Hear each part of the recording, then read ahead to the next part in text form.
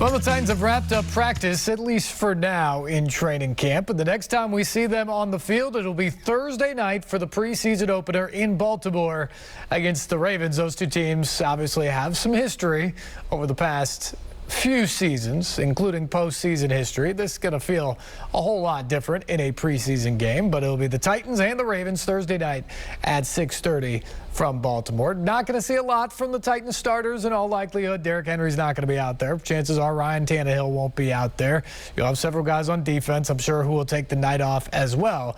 But it will be a very good look at the young guys, the rookies, the undrafted guys, all those guys fighting either for spots or for jobs on this roster. On the Electric Power Company's Sunday Sports Central on Sunday night, we asked our Titans insider Jonathan Hutton what he'll be looking for as the Titans take the field against the Ravens. Let's bring in our Titans insider Jonathan Hutton, host of Outkick 360. As we now enter game week, Hutton, what do you expect to see in preseason game number 1 Thursday night against the Ravens in Baltimore?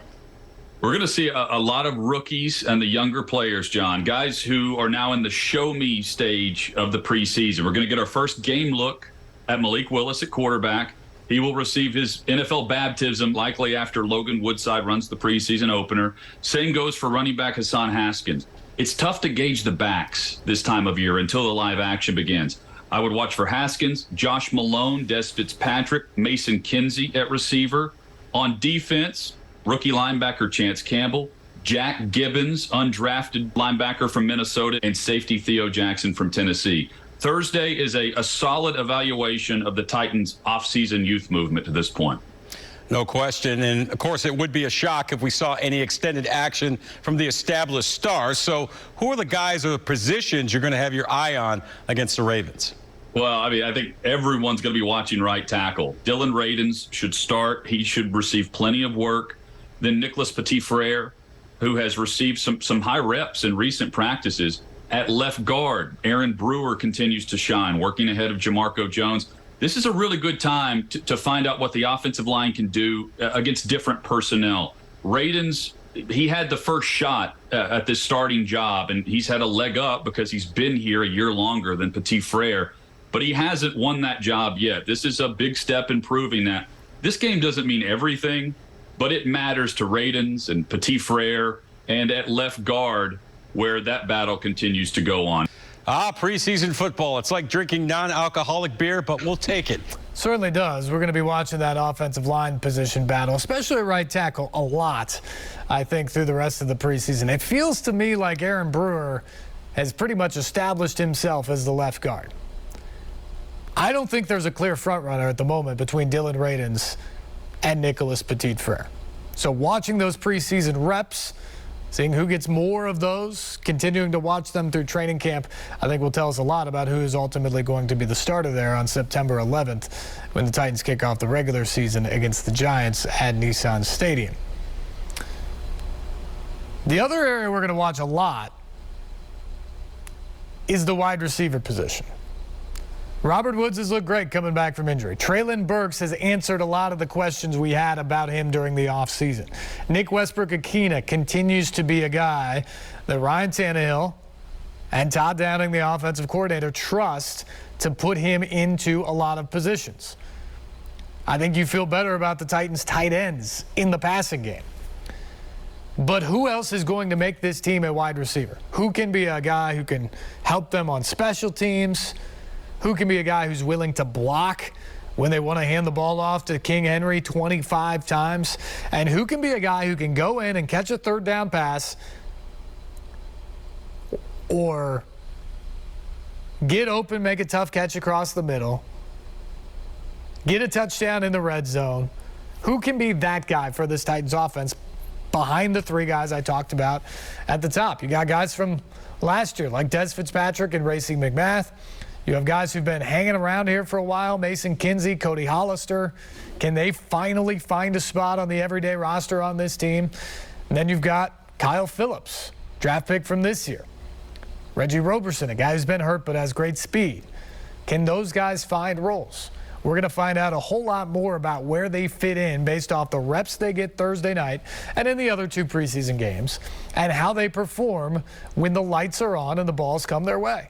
It is one thing to do it on the practice field. It is another thing to do it in game action. And that's the challenge for all these guys starting Thursday night against the Ravens. More on the Titans wide receivers now with Jay Hutton. We bring Hutton back in here to talk about the receivers. Last week, the story was just how good Treylon Burks looked, and he continued to play well in camp this week. But you just saw those catch numbers, Jay Hutt. What kind of production does Robert Woods need to have for this Titans passing game? He's a chain mover, Steve. They'll use him a lot at the Z receiver or the slot. Burks would be the X receiver in this offense. But Woods is a player, they can move around to fit a matchup that they want to try and exploit in the passing game from week to week. And here's the key to me. A.J. Brown didn't just catch the football. He made big plays to help win big ball games for this team over the last 3 years. How many number 1 receiver plays is Woods going to contribute to this offense? The type of plays that only a small percentage of receivers in this league make on a routine basis. We need to see those from him in a high volume this season, because while Treylon Burks is certainly capable, Steve, it's Woods who is the savvy veteran who's done it in L.A., and now the Titans desperately need him to be the guy here. Racey McMath had been kind of the forgotten man before this week, a 6th-round pick who had just 2 catches last season. But from what you've seen, can he make this team and be a factor in the rotation? Yeah, he can. And the key is sustaining his start to camp. McMath has played well. He uses his size very well. He's been consistent on a day-to-day basis. The other thing that he has going for him, he's the gunner on special teams. That position is what will make him active on game day. He can beat outside double teams with his size. He's fast enough to cut the field in half whenever Kern is pinpointing a punt to a specific location. And he's a year 2 player. Those guys tend to get it. McMath benefits from now knowing this offense, and he knows what it takes to make a roster. All right, Jay Hutt, good stuff. Be right back to you.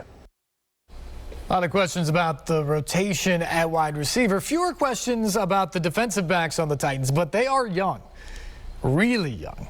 I mean, Christian Fulton is going to be the leader of the cornerbacks, and he's in year 3. You're probably going to have a second-year guy in Caleb Farley, who really is much more like a rookie considering he was hurt all of last season. You got Elijah Molden, who's in the 2nd year. You got Roger McCrary, who is a rookie, just drafted in the 2nd round. Chris Jackson's a third-year player. That's the makeup of your defensive backs, and they're talented. The Titans have high hopes for them. But they've dealt with some injuries. They've dealt with some growing pains. Farley coming back from the torn ACL. McCrary being a rookie in his first training camp. So there is some up and down that they're going to have to deal with there, but it is a talented group. And here's Jonathan Hutton looking at how they have performed so far in training camp for the Titans.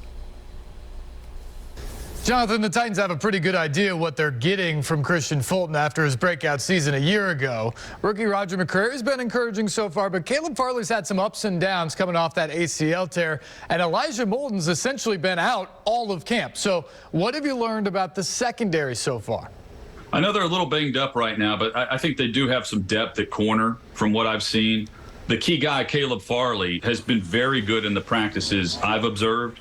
I expect him to start opposite Fulton. And then you have Roger McCrary, who's swinging on the nickel and dime packages. McCrary has been among the top players of this camp for me. He's just a football player. Zero panic in his game.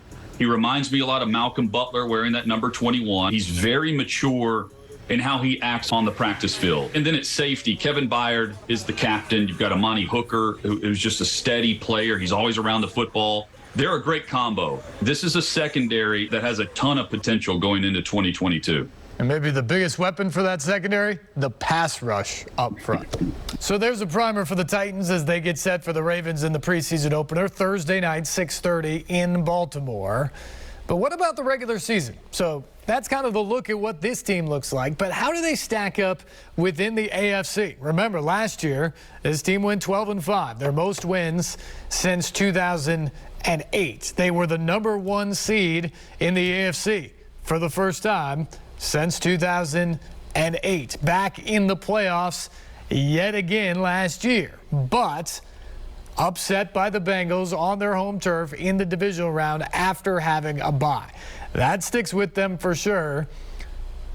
And there's high expectations around the AFC because it is such a quarterback-driven conference.